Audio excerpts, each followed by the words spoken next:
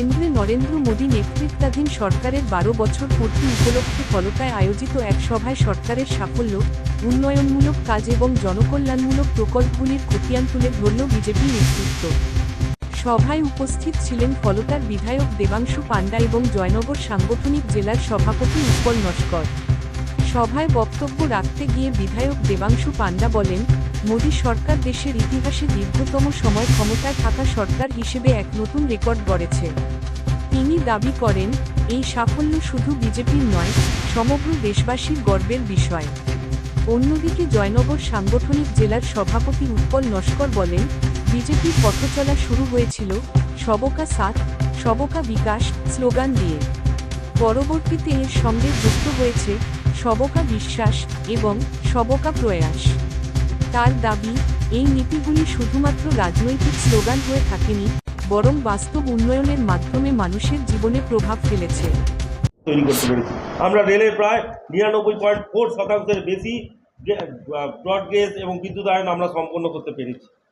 আপনারা জানেন যে বন্দে ভারত আজকের গোটা ভারতবর্ষ নয়, গোটা বিশ্বে আজকে চর্চার একটা কেন্দ্রবিন্দু হয়ে থাকবে। আমরা 164 বন্দে ভারত এক্সপ্রেস আমরা গোটা ভারতবর্ষ জুড়ে আমরা চালু করেছি। এবং আপনারা জানেন যে বিমান চলাচলের ক্ষেত্রে যেখানে আমাদের যেখানে ছিল যে 67 বছরের বেশি মাত্রা যেখানে ছিল 94টি বিমানবন্দর ছিল, সেখানে আমরা 90টির বেশি বিমানবন্দর আমরা তৈরি করতে পেরেছি। আমরা আজ আজ তৈরি করতে হয়েছে, আজ সংখ্যা আরও সংখ্যা বেড়েছে, এখন সেটা দাঁড়িয়েছে যে 164তে বিমানবন্দর আমরা তৈরি করতে পেরেছি। আমরা কৃষি প্রযুক্তির ক্ষেত্রে জনকল্যাণ ঘটিয়েছি। আমরা জিএসটি সংগ্রহের মাধ্যমে 22 লক্ষ কোটি টাকা পার করিয়ে দিয়েছি জিএসটি সংগ্রহের ক্ষেত্রে। এবং আমরা দেখেছেন যে আমরা বিভিন্ন ক্ষেত্রে আজকে বৈদেশিক মুদ্রা তহবিল থেকে প্রায় 67 লাখ কোটি টাকা আমরা ঐতিহাসিক স্তরে পৌঁছে গেছি, যা আমাদের 11 মাসের আমদানির খরচ মেটানোর জন্য যথেষ্ট। আমরা 2024 থেকে 2024 এবং 2025 সালে আমাদের প্রত্যক্ষ কর সংগ্রহ, যা ডাইরেক্ট ট্যাক্স কালেকশানে হয়েছে 27 লাখ কোটি টাকা, যেটা আমাদের কাছে গোটা ভারতবর্ষ জুড়ে একটা বিষয়, যেটা কোনোদিনের আগে আমাদের হয়নি। 22 লক্ষ কোটি টাকার বেশি রেকর্ড বিক্রি নথিভুক্ত হয়েছে। বিভিন্ন খাতে আমরা আজকে ভারতবর্ষকে আমরা আজকে একটা জায়গায় নিয়ে আসতে পেরেছি। এবং এই নরেন্দ্র মোদীজির যে নেতৃত্বে আজকে ভারতীয় জনতা পার্টির সরকার, নরেন্দ্র মোদীজির নেতৃত্বে, যশস্বী প্রধানমন্ত্রীর নেতৃত্বে আমরা ভারতবর্ষকে আজকের একটা জায়গায় আনতে পেরেছি। 14 থেকে 26 আছে 12 বছরে। তাই আজকের আমাদের যে আমরা যা দেখছেন, যা কিছু হয়েছে, প্রধানমন্ত্রী আবাস যোজনা থেকে আরম্ভ করে, এবং আমরা আবাস যোজনা থেকে আরম্ভ করে, আমরা জনঔষধি থেকে আরম্ভ করে সমস্ত দিক থেকে, চিকিৎসা ক্ষেত্রে, পরিকাঠামোর দিক থেকে, সমস্ত দিক থেকে আমরা উন্নতি ঘটিয়েছি।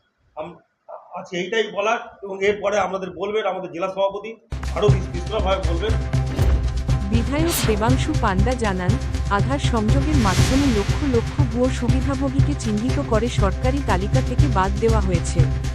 এর ফলে প্রকৃত উপভোক্তাদের কাছে সরাসরি সরকারি সুবিধা পৌঁছে দেওয়া সম্ভব হয়েছে এবং সরকারের বিপুল অর্থ সাশ্রয় হয়েছে বলেও দাবি করেন তিনি। উৎপল নস্কর বলেন, গরিবি হটাও এখন আর শুধুই রাজনৈতিক স্লোগান নয়। বিজেপি সরকার দীর্ঘমেয়াদী পরিকল্পনার মাধ্যমে মানুষের ক্ষমতায়ন ও দারিদ্র্য দূরীকরণে কাজ করেছে। সরকারি পরিসংখ্যান অনুযায়ী 2014 সালের পর থেকে প্রায় 25 কোটি মানুষ দারিদ্র্যসীমার উপরে উঠে এসেছেন বলে তিনি দাবি করেন। বিশ্বের অন্যতম জনপ্রিয় নেতা নরেন্দ্র মোদীজির 12 বছরের যে সরকারের যে সাফল্য, আমাদের সম্মানীয় দেবাংশুদা, সম্মানীয় জেলা সভাপতি উৎপলদা বলছিলেন যে কীভাবে সবকা সাথ, সবকা বিকাশ, সবকা প্রয়াস, সবকা বিশ্বাস এর মাধ্যমে দেশ যে এগিয়ে চলেছে মোদীজির নেতৃত্বে। এই বিশ্বাস একদিনে আসেনি। এই বিশ্বাস 140 কোটি ভারতীয়র যে মোদীজির উপর বিশ্বাস, দেশ এগিয়ে যেতে পারে। ভারতবর্ষ তার প্রাচীন যে গৌরব ছিল, সেই গৌরবকে পুনরুদ্ধার করতে পারে, সেই বিশ্বাস ঐতিহাসিক জনমত এবং কৃষক সম্মান বৈশ্বিক মঞ্চে ভারতবর্ষের গৌরবকে পুনঃপ্রতিষ্ঠা করা, এই সব কিছুর মধ্য দিয়ে 140 কোটি মানুষ মোদিজির উপর বিশ্বাস স্থাপন করেছে।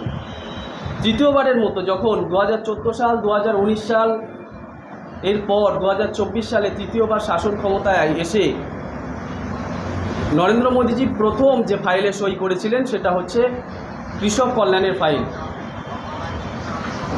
প্রধানমন্ত্রী কিষাণ সম্মান নিধির যে 17তম কিস্তি, সেই 17তম কিস্তির ফাইলে তৃতীয়বার শাসন ক্ষমতায় এসে তিনি প্রথম সই করেছিলেন এবং তার মাধ্যমে তিনি প্রমাণ করেছেন যে ভারতীয় জনতা পার্টির নেতৃত্বাধীন কেন্দ্রীয় সরকার, নরেন্দ্র মোদীজির নেতৃত্বাধীন কেন্দ্রীয় সরকার, অর্থাৎ মোদীজির যে কেন্দ্রীয় সরকার, সেই সরকার দেশের আপামর কৃষক এবং কৃষকদের স্বার্থে, কৃষক কল্যাণের স্বার্থে কাজ করে।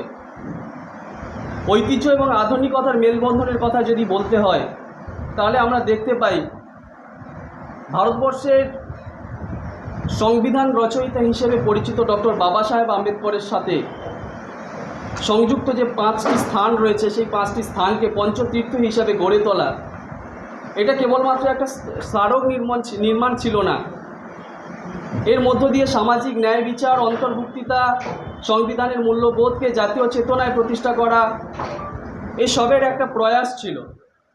একইভাবে আমরা দেখি যে বিরসা মুন্ডার যে জন্মজয়ন্তী, সেই বিরসা মুন্ডার জন্মজয়ন্তীকে জনজাতীয় গৌরব দিবস হিসেবে ঘোষণা, এর মধ্য দিয়ে নরেন্দ্র মোদীজি প্রমাণ করেছেন যে ভারতবর্ষের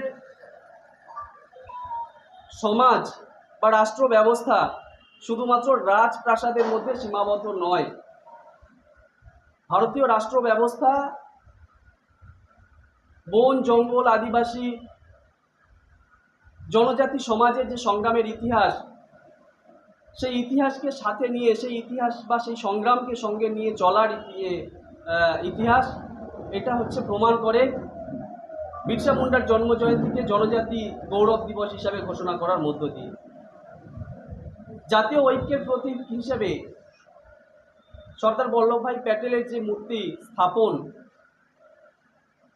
স্ট্যাচু অফ ইউনিটি, এটা কেবলমাত্র বিশ্বের সবচেয়ে উঁচু প্রতিমা শুধুমাত্র নয়, এর মাধ্যমে ভারতবর্ষের নতুন ভারতের যে উচ্চ ভাবনা, সেই ভাবনার প্রতীক হিসেবে এই স্ট্যাচু অফ ইউনিটি এটা নির্মাণ করা হয়েছে। ঔপনিবেশিক মানসিকতা থেকে মুক্তি দেওয়ার জন্য নরেন্দ্র মোদীজি কী করলেন?